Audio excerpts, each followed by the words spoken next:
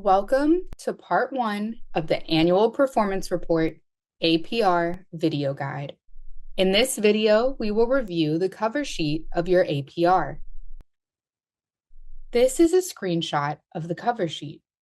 You can find a fillable version of it in the APR submission package in G5.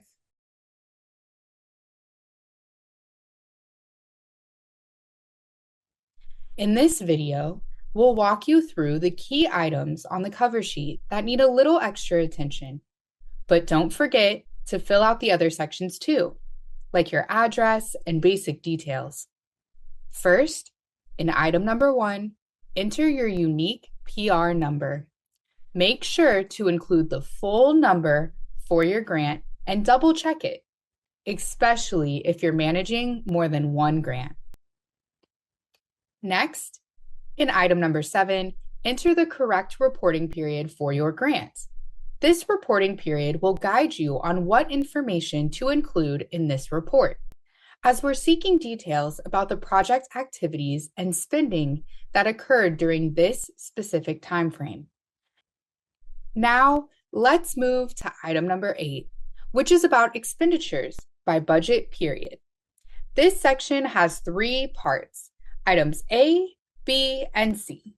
Before we go into each of these, you'll want to ensure that the amounts you report in items A, B, and C reflect what you've actually spent or obligated and drawn down. Now, let's break down item 8. For 8A, continuing grantees should include the total expenditures from the last grant year. New grantees should leave this one blank. For 8B, all grantees will report their expenditures for the current reporting period. For 8C, all grantees should leave this blank. Again, make sure the amounts you report reflect what you've actually spent or obligated and drawn down from G5 as of the end date of the reporting period. This is not the amount you received, but rather the amount you've spent and or obligated during this specific reporting period. Next is item number 9. This is where you'll enter your indirect cost information as applicable. Make sure you're using the most up-to-date details, as these can expire or change with renewals. Double check to ensure everything is current and don't skip this section. If a valid indirect cost rate agreement covering this grant period isn't already on file with your program officer, be sure to upload a copy. Item number 10 asks about human subjects and IRB approval. Everyone should mark NA for not applicable here. Item number 11 pertains to programs with Institute of Education Sciences, IES, only. So, everyone should also mark NA here. Item number 12 is about the status of your performance measures. In 12A, you'll select yes or no to indicate whether you have complete data on your performance measures in Section A. If you select yes, you're confirming that you have all the necessary data to fully report on your project and GPRA measures. If you select no, make sure to note the date when data will be available in 12B. The date must be within the current grant year. A no response for this section means you will be expected to provide final data by the end of the grant year. If you select yes and report on each of your project and GPRA measures, your APR is complete and you will not need to submit an APR update later in the year. The last item on the cover sheet is the printed name and signature of your authorized representative. Make sure to give your authorized rep a heads up so they know to expect the form and understand that their signature is required. You don't want to be caught without it. Also remember that the authorized rep cannot be the same person as the project director. If you need to update your authorized representative, contact your program officer. Once you've completed the cover sheet in G5, download the form and print or email it to have your authorized representative sign it after they read and verify your APR. After it's signed, upload the completed signed cover sheet back into G5. If you have any issues uploading the cover sheet, email it directly to your program officer. And here are the top tips for successfully completing your APR cover sheet. First up, tip number 1, make sure to ask your budget office to send you the G5 drawdown report as soon as it's available for the reporting period. Having this report in hand early will give you a clear picture of your financials and help you fill out your cover sheet accurately. Don't wait. Reach out as soon as possible to avoid delays. Next, tip number 2, communicating early is key. Inform your authorized representative about the expected timeline for receiving the APR and cover sheet for their review and signature. Be sure to highlight the deadline for providing their signature. Giving them enough time will ensure they're not rushed and everything gets signed without last-minute stress. And finally, tip number 3. Ensure that your indirect cost rate is up to date and on file with your program office. Thank you for viewing APR Video Guide Part 1, the cover sheet. Welcome to Part 2 of the Annual Performance Report, APR Video Guide. In this video, we will review the executive summary of your APR. The second section of your APR is the executive summary. You'll have 1 to 2 pages to highlight your program's key achievements and the progress you made toward the project's goals. Note that this should not be the same as the narrative from Section A. The executive summary should be more of an overview. Think about your project goals and the outcomes you hoped to achieve. Describe the extent to which your program met those expectations and performance measures. Or if it did not, briefly explain why. This is also the place to share any lessons learned, insights gained, or maybe how you overcame challenges and still reached your goals in a different way.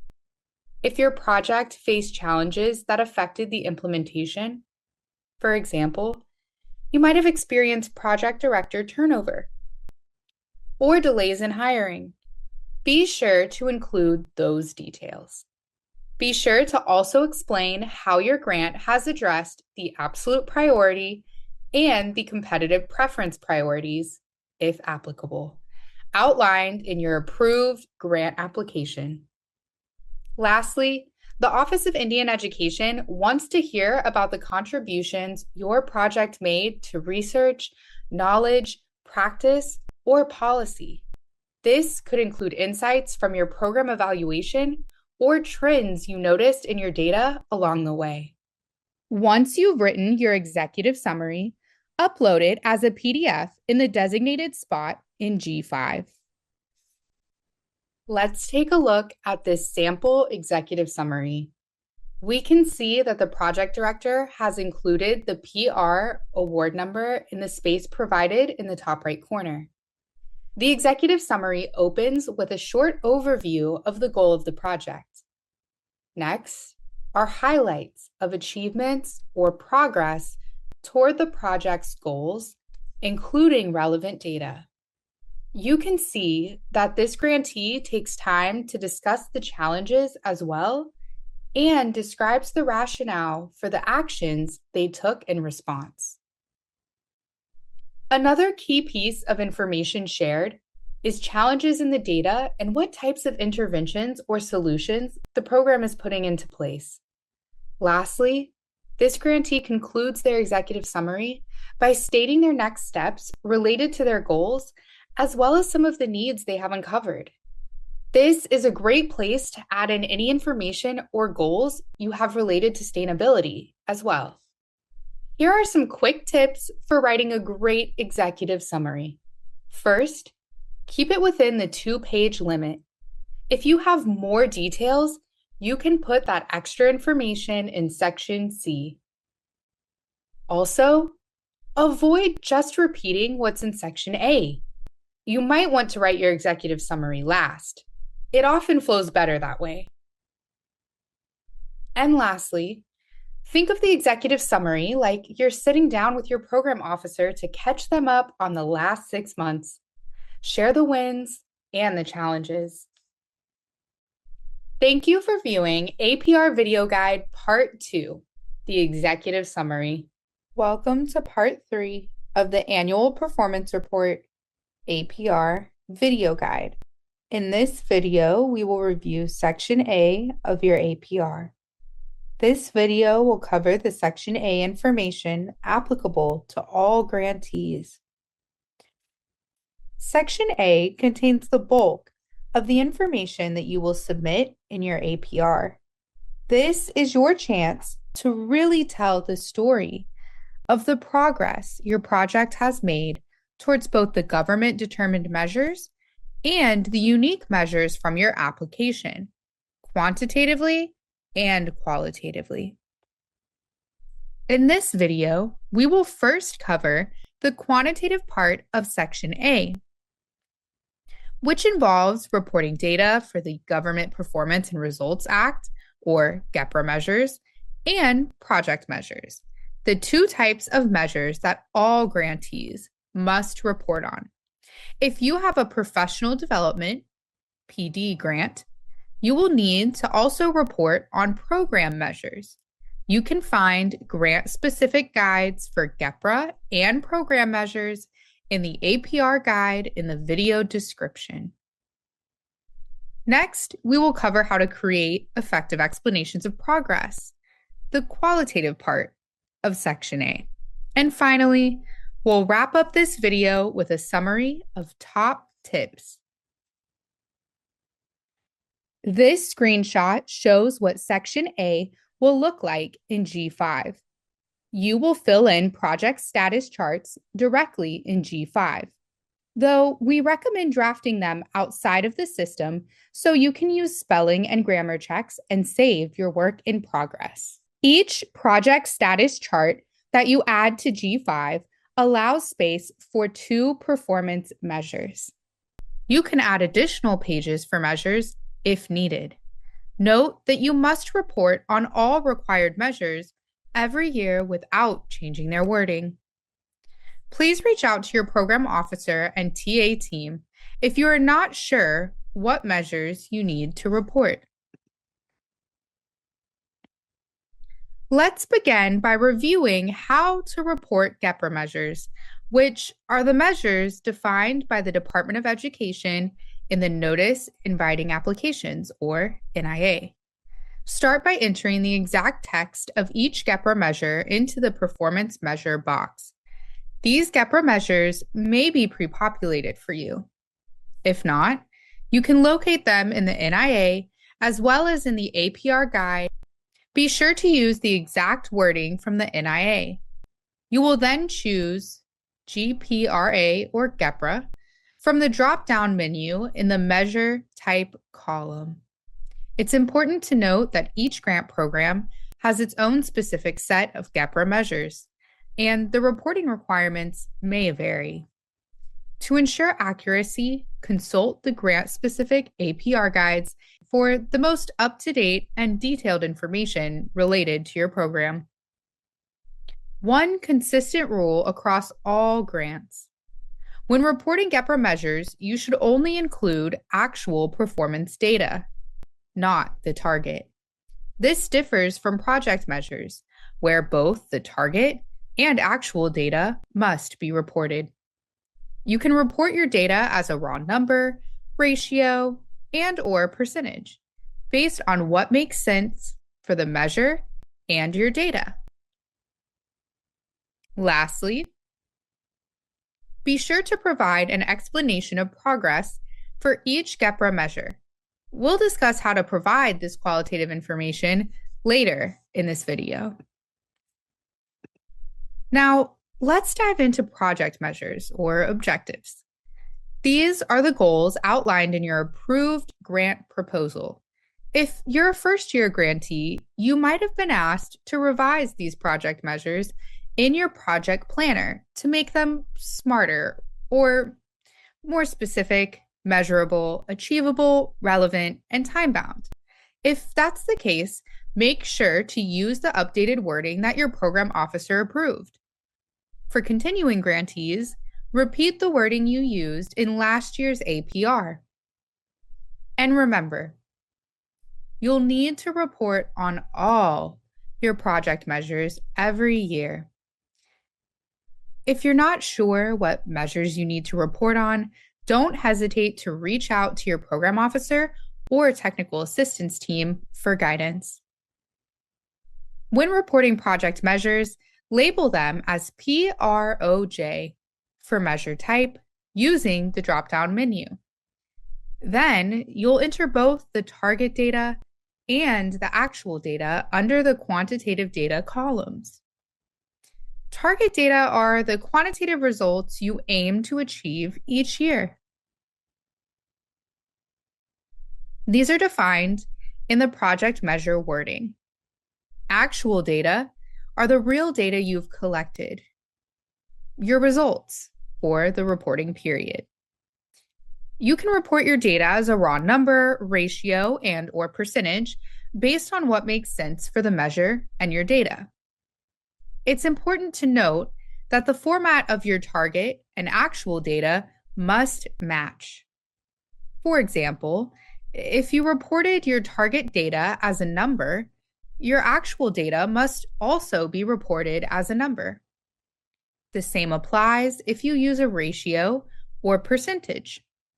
The format must stay consistent for both target and actual data. Lastly, you will provide an explanation of progress for each project measure, which we will discuss shortly. If your complete data aren't available now, here's what you should do. Report all data that are available at the time of the APR under the actual performance data, even if data are not yet complete. You will be expected to provide updated data by the end of the grant year. Only report 0 if you have no data to report at all, and be sure to still provide an explanation of progress for the measure. Now, let's dive into the more qualitative part of Section A, the explanation of progress. This is your chance to tell the story behind the numbers.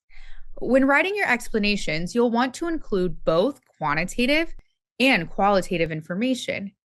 This helps give the reader a better understanding, not just of whether you met your goals, but any relevant background information, the context you were working in, and any challenges you overcame. In this narrative, you'll explain how you met or made progress toward the measure. If you didn't reach the target, be sure to explain why. If you don't have the data yet, include all available narrative information and the date when you will have the data.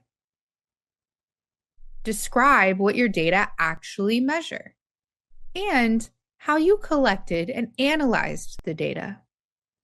You should mention the frequency and timing of your data collection, as well as any tools you used. Explain your evaluation methods and how you analyzed the data. Don't forget to briefly touch on any related activities or accomplishments. And keep in mind, this explanation should be more detailed than your executive summary. Here are the key things you should look for in your explanations of progress. The explanation should directly address each measure. Make sure it's easy for the reviewer to know which measure you're discussing. Don't leave them guessing. The explanation should clearly describe the reported quantitative data. It's helpful to specify what the numbers represent. Are they numbers of people, events, activities? Make it clear for your program officer. If there were challenges in meeting a measure, make sure to explain those challenges and how you plan to address them moving forward. Lastly, if you report 0, you still need to provide an explanation of progress, including when the data will be available.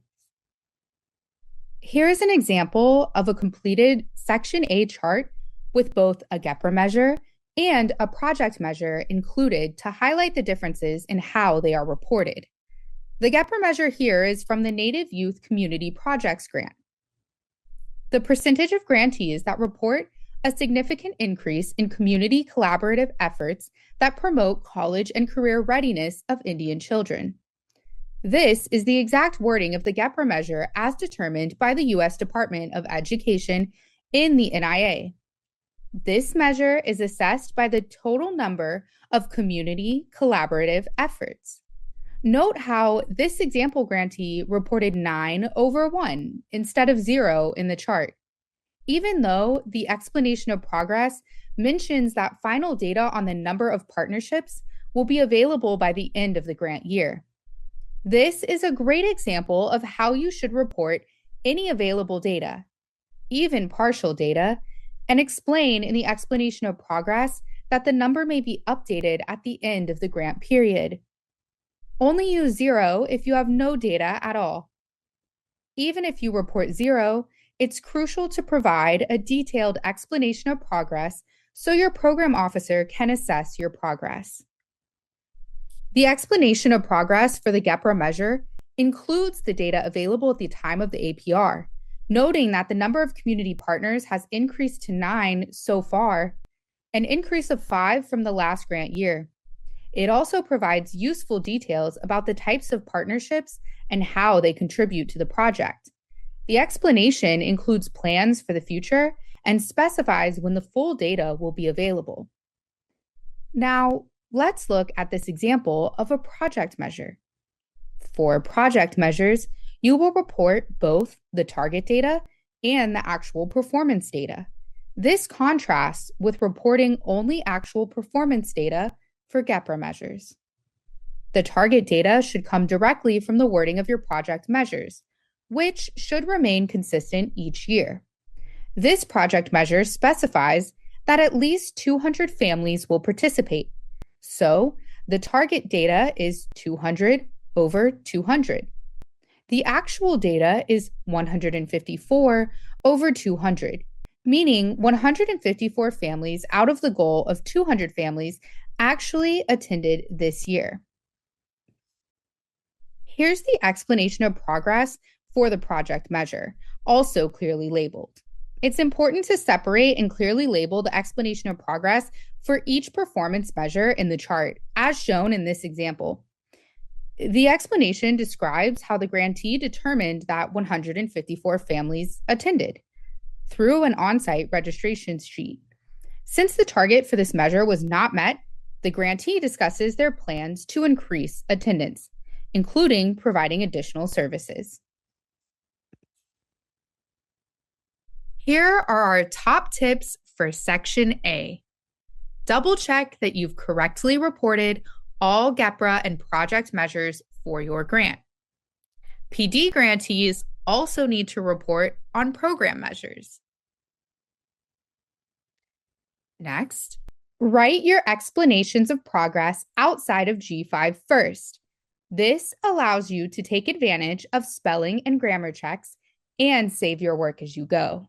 G5 frequently times out, which could cause you to lose unsaved work. And last, don't slack on the explanation of progress. This is your chance to tell the story behind the data. Make sure you tell the whole story for each measure and clearly label them. Thank you for viewing APR Video Guide Part 3, Section A.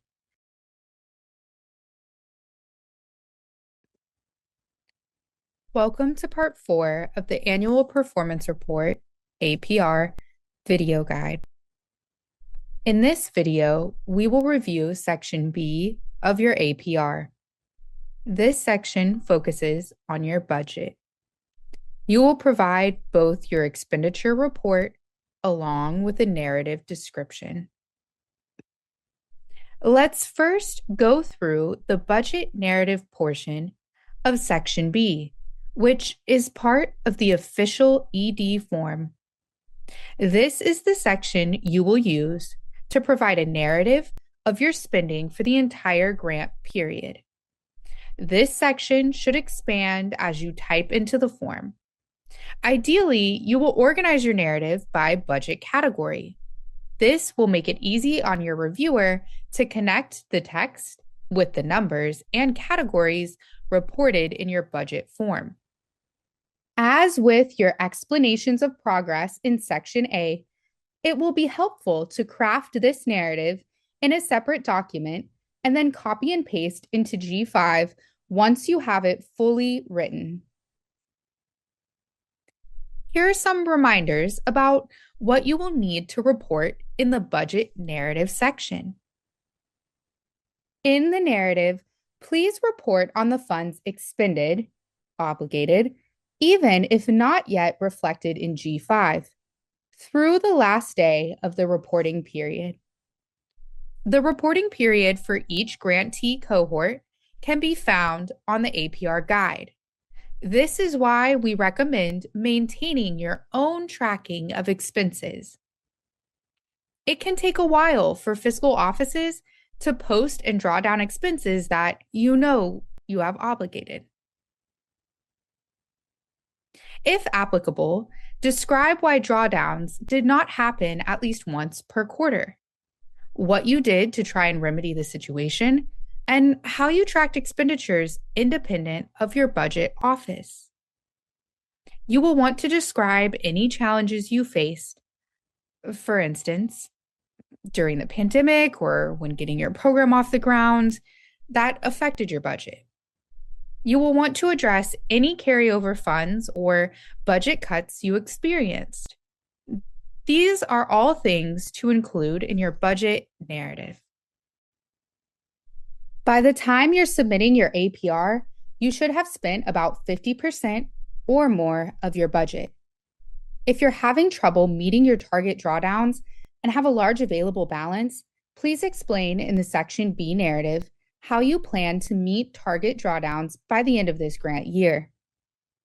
If you don't think you will meet your target drawdowns this year and will have carryover, explain in the narrative how the carryover will be spent down in the next fiscal year of the grant. If you're having trouble spending down funds, reach out to your program officer. Don't wait. OIE is here to support your success. Now, let's review a sample Section B narrative budget information. The first check shows an example of describing expended funds that have been obligated through the last day of the reporting period, even though they are not reflected yet in G5.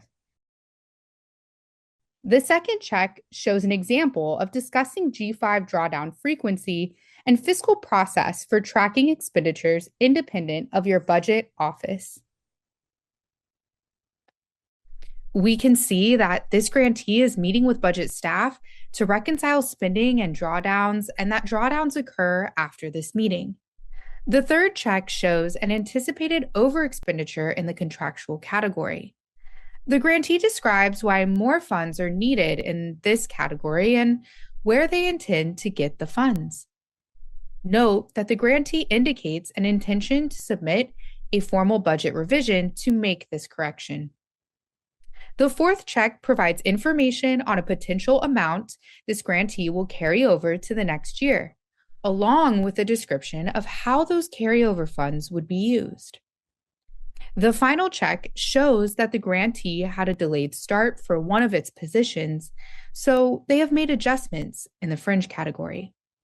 This last check is a reminder that if you hire staff late, you will need to make adjustments. Next, we will go over how to report on your exact expenditures. We have provided an optional budget reporting tool, which you can find in the APR guide and in your project planner.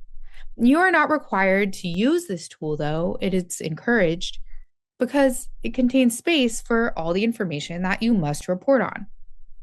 If you choose to use a form of your own, make sure it includes all the elements captured here. Next, we'll quickly walk through this budget reporting tool. When you open the tool, you will see some fields highlighted in yellow. Only enter information in these yellow fields. The other fields will auto-calculate. You do not need to report on discrete line items, only the funds spent by overall category. Make sure to complete both narrative and numeric fields. Next, when completing Section B, you'll need to provide a rationale for both the funds currently remaining as well as any anticipated carryover funds. In the optional budget reporting tool, this rationale is entered in columns F and I. Let's start with column F, where you'll explain the rationale for your available funds. In this column, describe why the amount listed in column E is still available or remaining. Be sure to explain how you plan to spend these funds during the remainder of the current grant year. This narrative should give a clear picture of your spending strategy for the rest of the period. It's imperative to plan ahead to avoid carryover funds and aim to spend down all available funds by the end of the year. While carryover is sometimes necessary, strive to utilize your budget fully within the grant period to achieve your project goals. Don't hesitate to reach out to your program officers for additional guidance. If you do expect carryover funds at the end of the current grant year, you'll need to provide details in column I about how you plan to use those funds. Give a thorough explanation of where and how those funds will be allocated in the next grant year. Let's look at an example for columns F and I and the narrative justification fields. As you can see, each column explains why the amount is available and how the grantee plans to expend the funds. Here are our top tips for Section B. Make sure to submit both the Section B narrative and the optional budget reporting tool. Remember that if you don't use the optional budget reporting tool, you must submit all that same information in another format. And finally, let your budget office know what information you need by when and for what reporting period, well ahead of time. Thank you for viewing APR Video Guide Part 4, Section B. Welcome to Part 5 of the Annual Performance Report APR Video Guide. In this video, we will review Section C of your APR. This section gives you an opportunity to share information that may not have fit in Section A or Section B.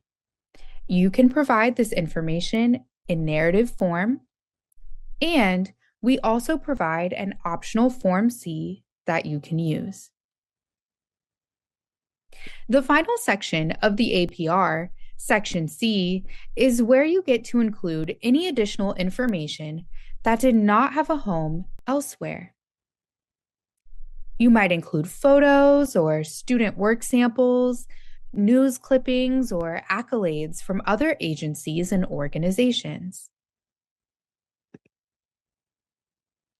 Additional information that you include in Section C can range from success stories, challenges, or unanticipated outcomes that are worth documenting that you did not add in the other section.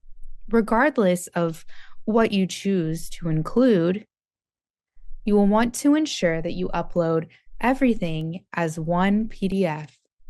In addition, there's some information that the Office of Indian Education would like to gather that isn't currently captured in the existing 524B forms. To help you provide this information, we've created the optional Section C reporting tool.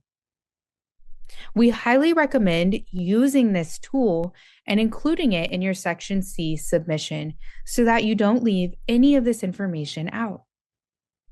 You can download your grant-specific tool from the APR guide. If you choose to not use the tool, you must submit the same information in another format. Here are our top tips for Section C. Upload your Section C artifacts, the optional tool, or anything else you're including, as a single PDF to G5 in the project narrative section. If you use the optional tool, make sure to answer each question completely but succinctly. If you do not, you must submit the same information in another format. And remember, this is where you can submit any information that doesn't fit into the other sections of your APR, such as charts, links, articles, or pictures. This wraps up our guide to completing your APR. We appreciate your time and dedication to this process. If you have any questions, don't hesitate to reach out. We're here to help.